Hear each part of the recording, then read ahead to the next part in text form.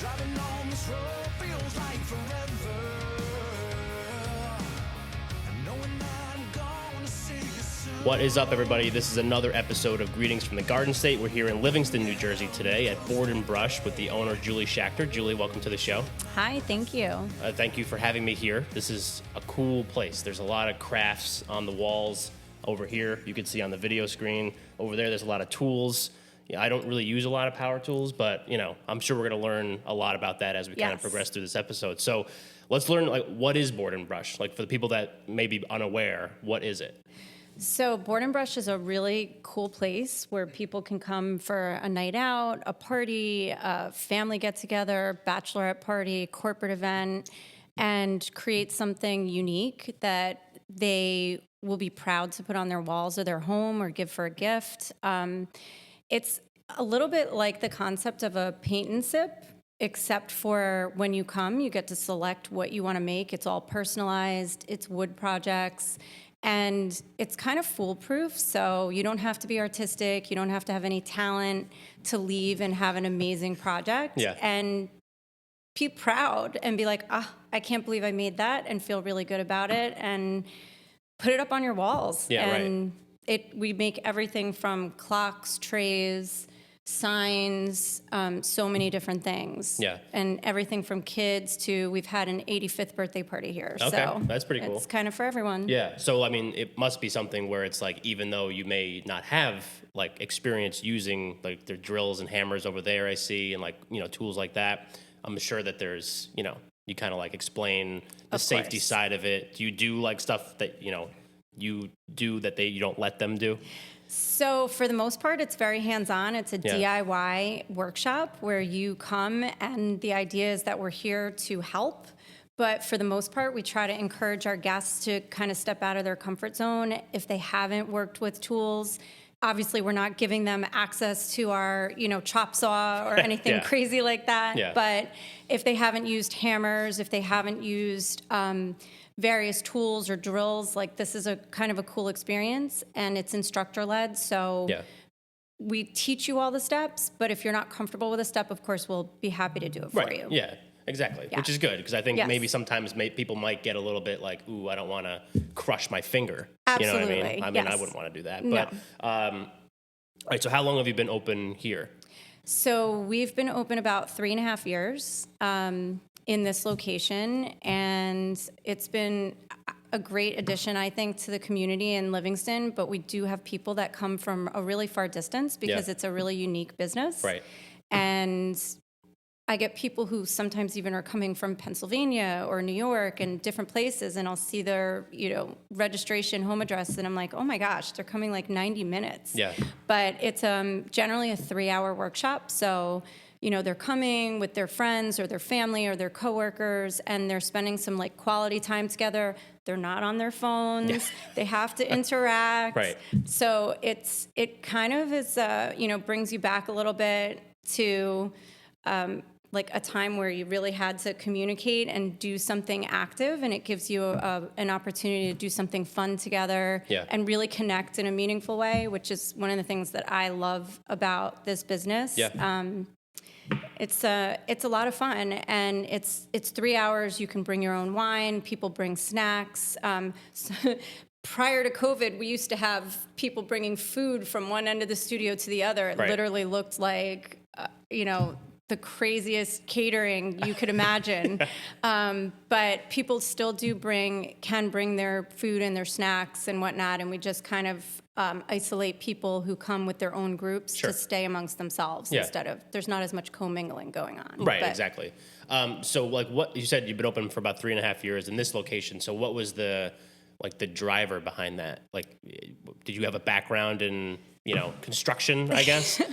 So I've always been handy. Right. So if you go into my house, the tools are mine. I'm kind of Miss Fix-It. If something needs to be fixed, hung, taken apart, put together, if there's a box of IKEA stuff that has 3,000 pieces and instructions in Chinese, I'm your girl. So that's always been my thing. I have a really handy dad, and when I was growing up, it was really important for him that I would do the same types of chores as my brother. So if my dad was getting 5 yards of mulch dropped in the driveway, Yeah. I got a shovel. Right.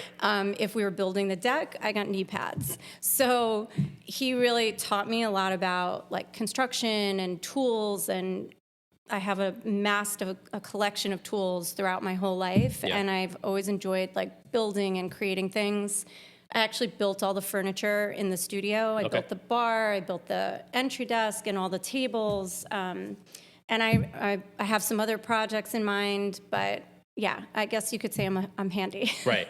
But then like what pushed you to be like, hey, I'm gonna open a board and brush in Livingston, to kind of like expand that out to my love for that maybe out to other people? Or did you like go to a board and brush or a similar type thing and be like, this place is awesome? So I think it was about 2018, and like everyone else, I was on Facebook, and a picture came up of a girl that I knew in high school who I probably hadn't spoken to since high school, Right. outside of social media, and she posted a picture of herself and her friends holding these signs like, so much fun, best night out, and literally like my heart stopped. I thought, what is that? I need to find out more. Yeah. And immediately started investigating. I found out that there was a new studio that was opening in Cherry Hill, and they were one of the first classes right as they opened in 2018. And immediately it was like on my radar. I felt like this was something I wanted to bring to my community. I needed to learn what it was. I almost knew in my heart the minute I saw that picture that this was exactly what I needed, and it was exactly the right location in Livingston for something like this for my community. We don't have anything like this in the local area. Right.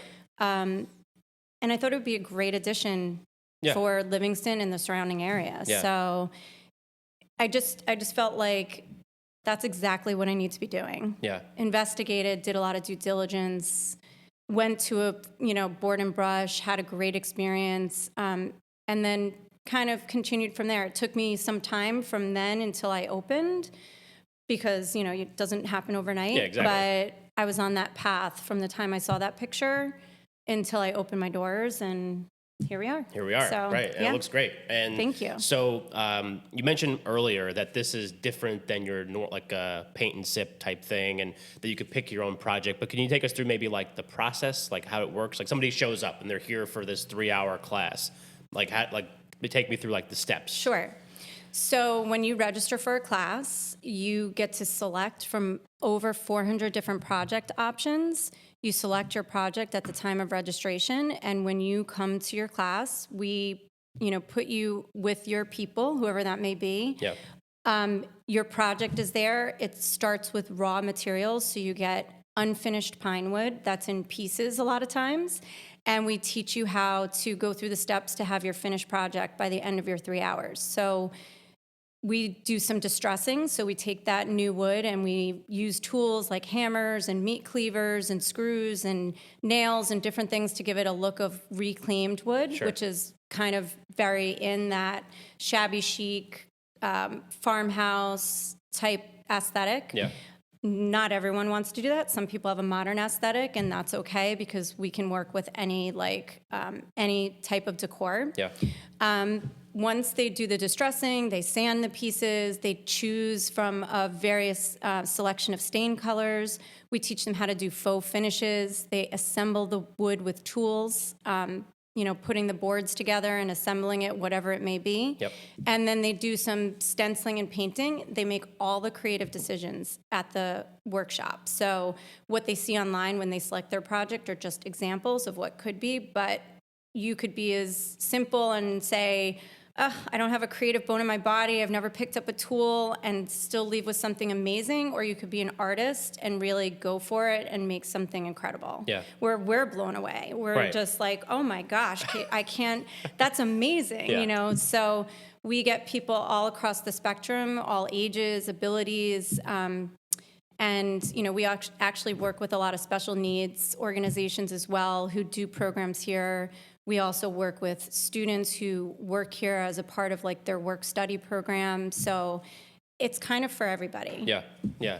Which I think is great. Is it hard, like as I would imagine that you're the instructor for most, if not all of these classes, right?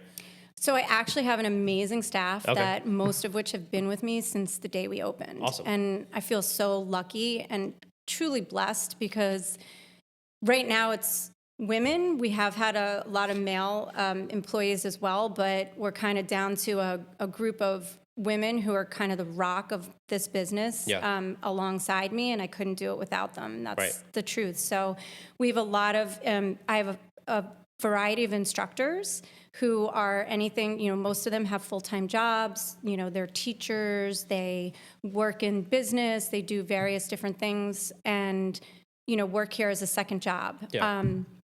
We also employ high school students who work here, outside of school. And then I have some other employees who are stay-at-home moms and who are looking for something to do and just love working here. Yeah, right. Yeah, which is great. Because I was going to ask, because I wasn't sure. And, I feel like if you're the one that has to instruct all these classes and know how to do 400 different kinds of projects, you need to be on top of your game. Yeah. So we introduce new projects every month. We have, on the first of every month, we introduce anywhere from 10 or more new project options. And then we also have selections that sometimes come mid-month, depending on seasonal, or maybe it's a special release, which is really cool because for our loyal customers who come on a regular basis, and we do have a lot of those, they love to see what's coming out, what's next, what am I making the next time I come? So, right. Sometimes they'll see something, someone will see something on our walls, and we only have so much wall space, so we can only put so many examples up there. Yeah. But they'll see something and be like, oh, I didn't see that when I registered. I'm making that the next time I'm here. Yeah. And they already have it planned. So which is great. It is. Yeah. But no matter what you're making, you're kind of going through the same process. So if you're making a clock, you're going through the same basic steps as somebody who's making a wall sign or a tray, whatever, or a coat rack, whatever it may be. The steps are kind of the same. Sure. So as an instructor or an assistant working in the workshop, we know what all the varieties are. But, if you and I were working on two different things, we'd kind of be working along the same path, and doing Basic the same steps. Exactly. Yeah, the finished product's going to look different. Exactly. Basic steps to kind of maybe early on, those basic steps are going to look very similar. I would imagine. Correct. Yeah, awesome. All right, so that was great. So what we're going to do is we're going to take, and I know we're going to get into a little demo just to kind of tease that. And then people that are watching on YouTube will be able to see it. People that are listening will be able to hear it. And then they can go to the YouTube channel and actually see it. But we're going to do that a little bit later. So for right now, we're going to take our first break of the episode. This is the Greetings from the Garden State podcast. We're here in Livingston, New Jersey at Board and Brush with Julie Schachter. I'm Mike Ham. We'll be right back. Greetings from the Garden State is also sponsored by Albert & Whitney Certified Public Accountants in Denville, New Jersey. Are you spending your time tracking your business income and expenses or wasting hours on bookkeeping tasks that could be better spent doing what you do best? Wondering how to file your business payroll and sales tax and personal returns? Then it's probably time to consider giving Albert & Whitney a call. Albert & Whitney was formed in 2018 by two CPAs with over 50 years of combined experience.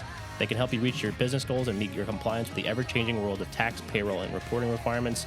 Contact Albert & Whitney today for a no-obligation consultation at 908-217-3989 or go to awcpasllc.com.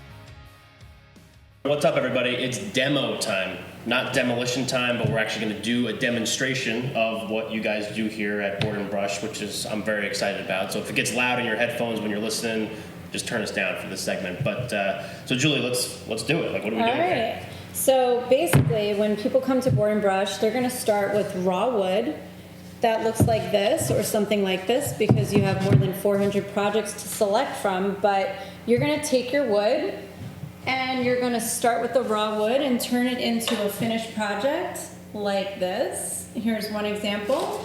And just to show you that there's so much you can do. This is the same exact sign, but with a very different technique, so it looks completely different. Yeah. And you, as the customer, get to make it however you want to make it. But everyone starts the same with raw materials, and what we're going to do first is we're going to do a little distressing. Okay. So with tools like a hammer, we have meat cleavers, we have screws and chains, and some wire brushes. We're going to take a minute and we're going to do a little distressing to make it look like it's more reclaimed wood. So with your hammer, you're going to kind of hit it on an angle to give it a little half moon shape divot. Like you're supposed to hit with a hammer. Yeah, Right. or we can put some scratch marks in. So we're gonna do a little distressing. You can use these different tools to get different marks. You could use screws to put some different marks as well. Put the chains down, get some chain link marks. So Okay. we'll just take a minute and Yeah, go for it. right, Big yeah. stress relief. Big All stress right, go ahead.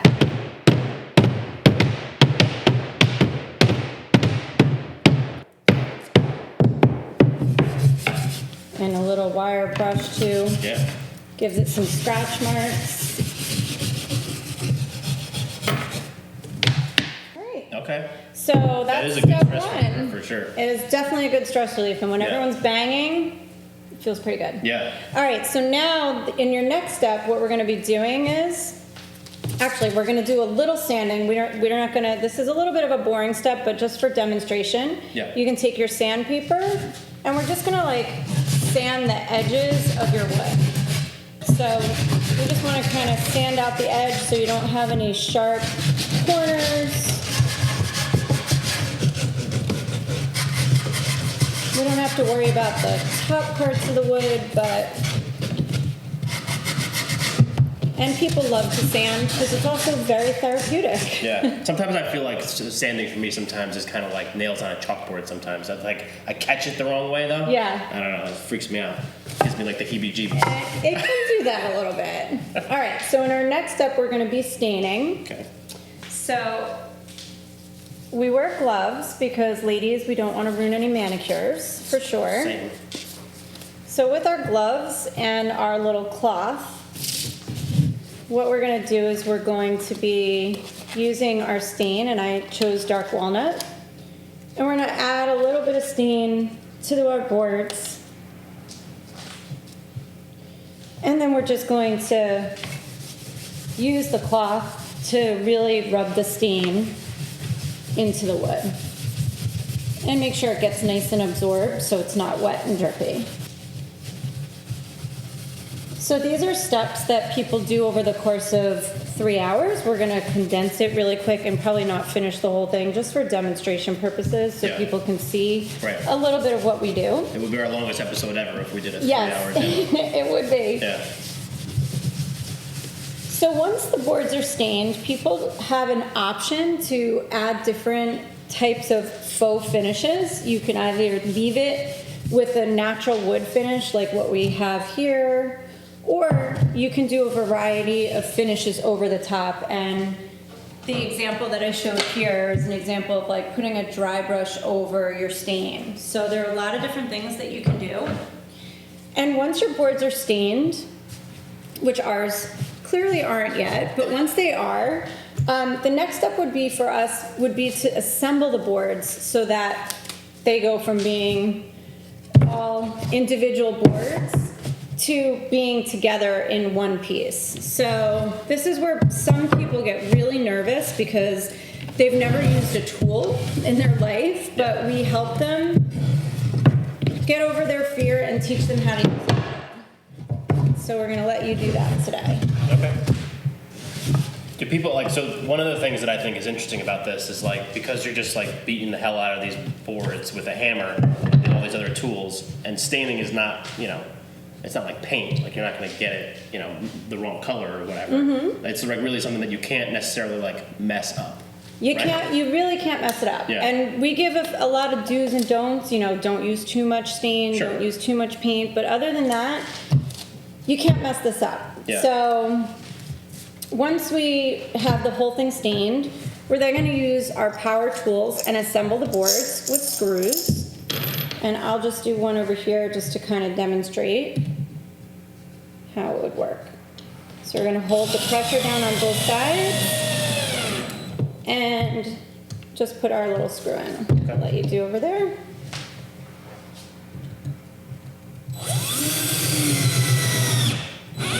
Perfect. So we would be putting screws up and down the board so that all of the slats are attached. And then generally for this type of project, because it goes on the wall, we would put a wall hanger up. As our next step, depending on what your project is, you get a stencil that is personalized and to your specs, whatever you selected when you register. Yeah.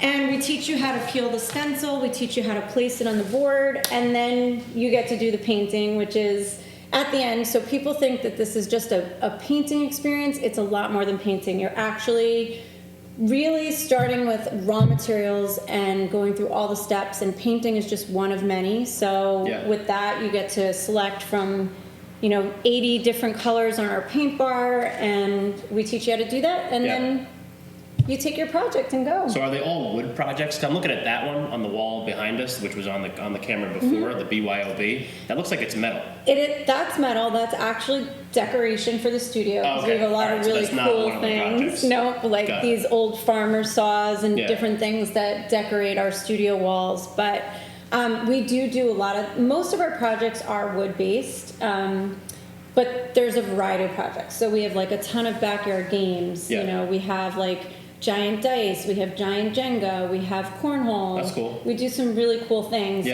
We do things that have like beer openers on them, like our beer snob sign over there. We do clocks like what you see on the wall over there. We do all different types of trays and centerpiece boxes for the tables. So most things are wood.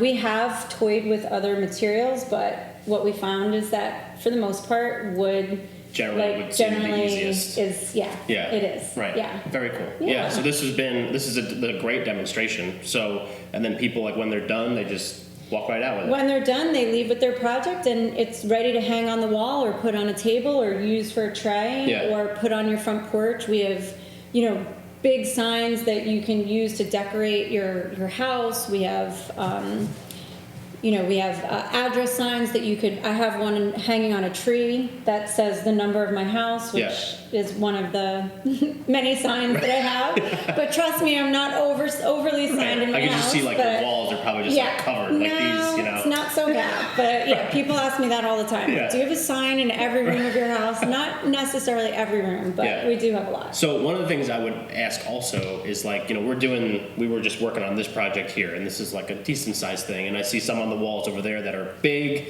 some are small. Does that like change like the pricing? Is it just kind of, or is it, you pay one thing and then you're good? So for the most part, the cost is pretty flat. It's $68 for you to make any project in the gallery. We do have a variety of signs that have a $5 upcharge because, for example, a coat rack, a 4-foot coat rack, comes with 5 or 6 hooks on it. So projects that have additions like that might have a slight upcharge, but our standard projects, no matter the size, whether it's a 48-inch or a 24 or a 32-inch, are all $68.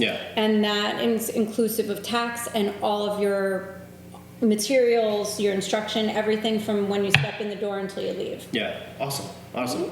Well, this has been fantastic. This is like the first time we've ever even done anything like this. Usually it's just me and another person just sitting and talking, so this was a great, I got to beat up some wood with a hammer and a meat cleaver, so when else do I get to do that? So this is the Greetings from the Garden State podcast. I'm Mike Ham. That's Julie Schachter. We're here in Livingston, New Jersey at Board and Brush.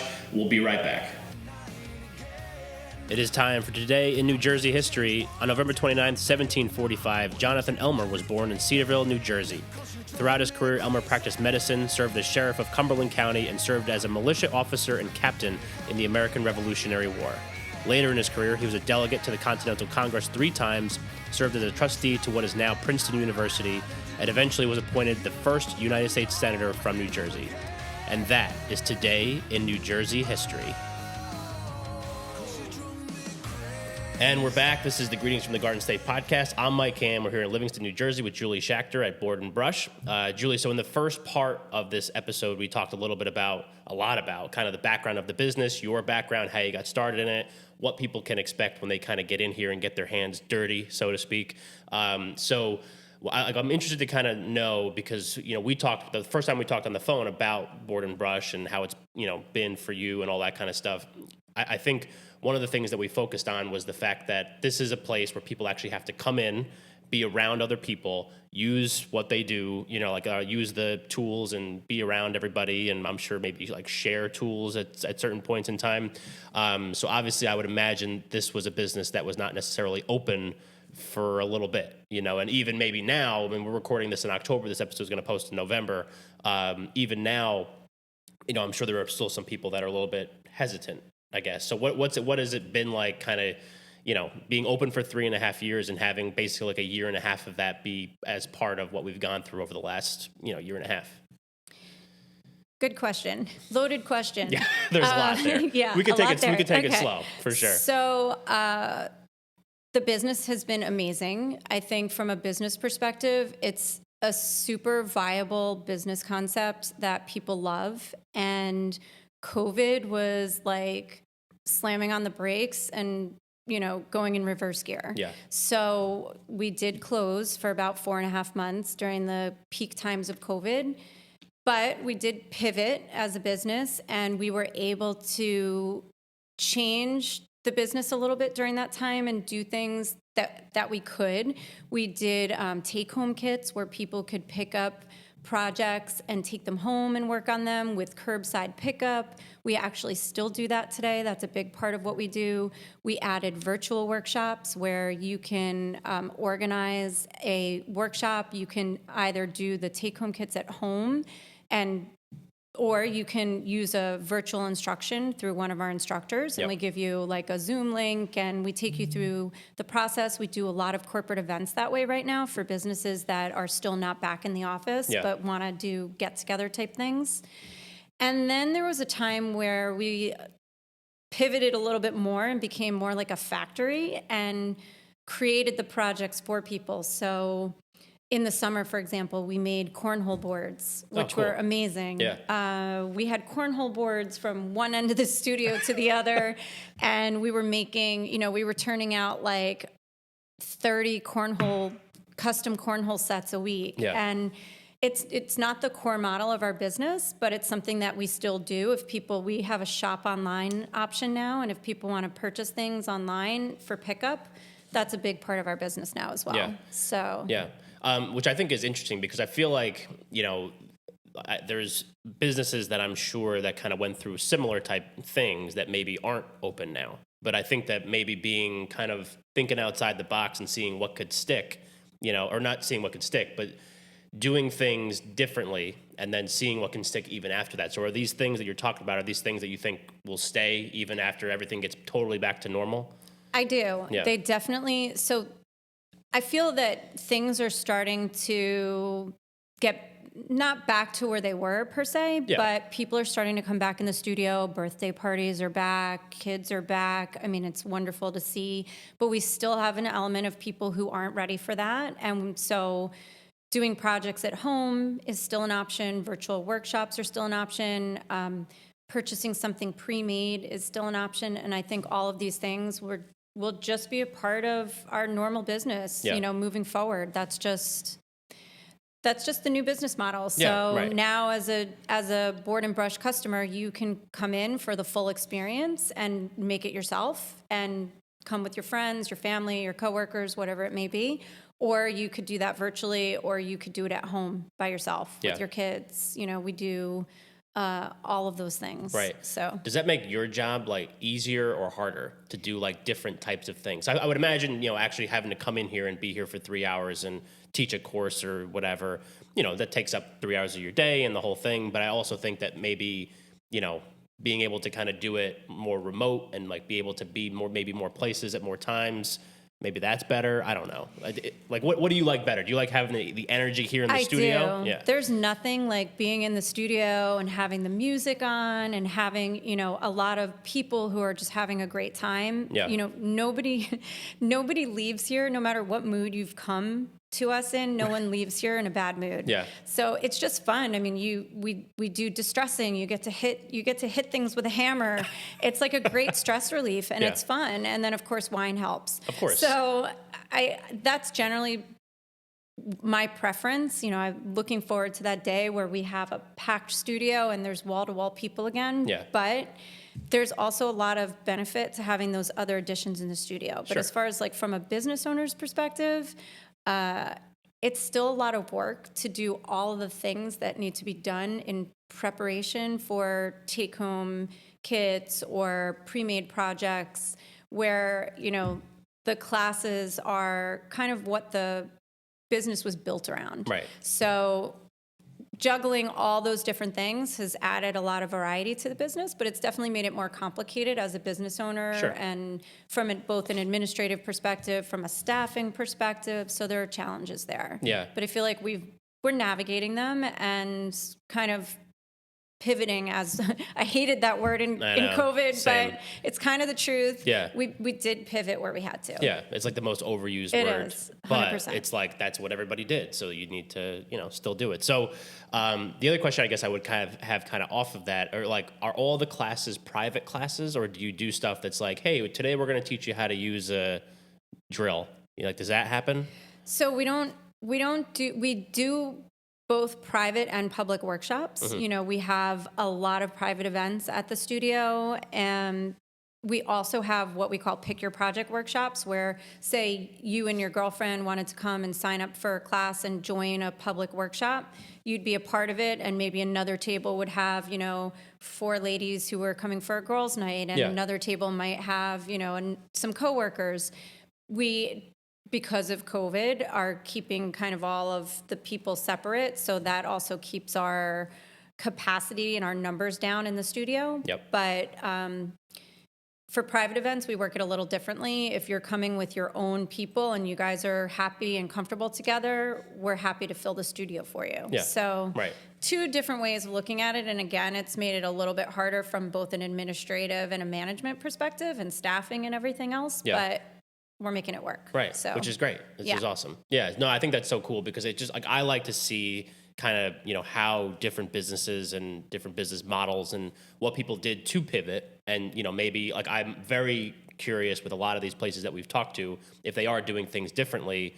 Like what's sticking? Like what's something that is maybe like a positive that came out of it? Like, hey, this is something that we never would have thought of, but for 2020 and the whole thing, and now it's something that's a viable part of our business, and we can kind of keep doing that. So, all right, so we're gonna take our second break of this episode. This is the Greetings from the Garden State podcast. I'm Mike Ham. That's Julie Schachter. We're here at Board and Brush in Livingston, New Jersey. We'll be right back. It is time for the New Jersey fun fact of the day. Did you know that the New Jersey state motto is liberty and prosperity? And that is your New Jersey fun fact of the day. What's up, everybody? We're back. This is the Greetings from the Garden State podcast. We're here in Livingston, New Jersey. I'm Mike Ham. This is Julie Schachter. We're at Hi. Board and Brush. So we've talked about the background of the business. We've talked about your business or your background. We've talked about kind of how you've navigated the last year and a half and all that. But one of the things that we like to do with all of our episodes is tie it back into the community somehow. So be interested to know kind of like, you said you wanted to set something up here in Livingston because Livingston and the surrounding area doesn't really have anything like this. It would be a great addition to the community, but what are some ways that maybe you interact with the community outside of just having people in the studio? So we've done a lot of different things in the community. Well, most of what we do is in the studio, but of course, we do things outside the studio like support schools and fundraisers and sports teams, where we've sponsored different sports teams and had our logos on the shirts, or we're of course parts of Tricky Trays and various fundraisers going on. Yeah. But we also do fundraisers for the community in the studio where we do a give back for, the total amount spent. We give a percentage back to any nonprofit organization or cause. And we've done a lot of those types of workshops over the years. We also do, through COVID, we've done kind of more at-home kit type fundraisers where people can do those things but at home and still get the benefit of a donation from our organization. One of the things that made me feel really good as an organization, because one of the elements of our business is that we use a lot of gloves. And early in COVID, when our first responders couldn't get access to gloves, we were in a position where we had thousands of pairs of gloves that we were able to donate to St. Barnabas Hospital. Awesome. And hopefully that was really beneficial to the community. Yeah. We also work with a lot of special needs groups that do both come in and work with us, and we also have schools that we support where the kids come in and do work programs and have learned how to function as a kind of employee and have tasks and have been trained to work in the studio with an aide oftentimes. Sure. But that's something that's kind of been really important to us, and we've been doing since we opened. So they actually come, we have a group coming in today for that. Cool. So that makes me feel great. Was that something that was always, I don't mean to cut you off, but was that something that was always something that you wanted to do from the get-go? So like from when you guys opened your doors, was that something that you wanted to do? Or is that something that maybe like kind of as you saw the benefits of being in the community, like, hey, we can do so many different things. Like what was the kind of thought process there? I feel like it was a natural progression after I opened where we had a few groups in where either we had administrators for special needs groups or we had special needs kids and adults that were a part of it. Yeah. And we're really able to participate in a way that they can't always do. And so when I saw that, I really felt like this is a great opportunity for us. And we've worked with several different schools where we've had kids both here as a part of the program and working in a workshop, or that actually work here as a part of their school program and a part of their education. Yeah. It's just been a great part of being a part of the community. And I feel like it's great for us because it gives us like a way to give back and really good experience. And I think it's great for them because, you know, I've had kids say to me and to their aides, this is my favorite place in the world. Can we come back here next week? And that makes me feel great as a business owner. Yeah. So it goes beyond the business, right? It's just like, it's like, that's what I like about this part of the show is that like, it shows that, you know, obviously every business that's open, the objective of a business is to make money. Yeah. But like, I feel like if you put more good out into the world and you attract the people that you vibe with, you know, generally those are good people too. And I think that that's amazing. So, do you foresee that that's obviously going to be something you could just continue to do? Are you trying to do other things as well? Yeah, so we've also done things with the communities like after school programs, camp programs. We had a little bit of a pause on those programs with COVID, but I'm hoping that as things normalize, we'll start to bring that back into the studio where kids can start to participate as a part of a school program. We've done virtual programs where the kids are doing a project in school. We've worked with a lot of school districts that way. We supply the materials, they watch on a screen, they do this, you know, project as a part of their art program, or it's part of a camp program in the summer. So I'm really hoping that those things will continue to come back full circle. Yeah, absolutely. So, all right, so this has been great so far. I know we're going to do the demo here in a little bit, but before I would not want to miss, I think we're going to cut the demo earlier into this episode. So for now, what we're going to do is we're going to make sure that people know where to go to get more of this if they are interested in coming and having a class or doing a private, public, whatever. So what's the website? What's the Instagram handle? Like, where do you want people to go to get more information? Sure. So our website is www.boardandbrush.com/Livingston. That brings you right to our calendar of events. We generally have workshops every weekend, Friday through Sunday, and then a variety of weeknights. If you have 6 or more people, we can always add a workshop to our calendar if there's not one there that works for your group. And we do daytime events for corporate, daytime events for, we've done for nursing homes and other, day type groups. You can find us on Instagram at Board and Brush Livingston, Facebook as well, Board and Brush Livingston.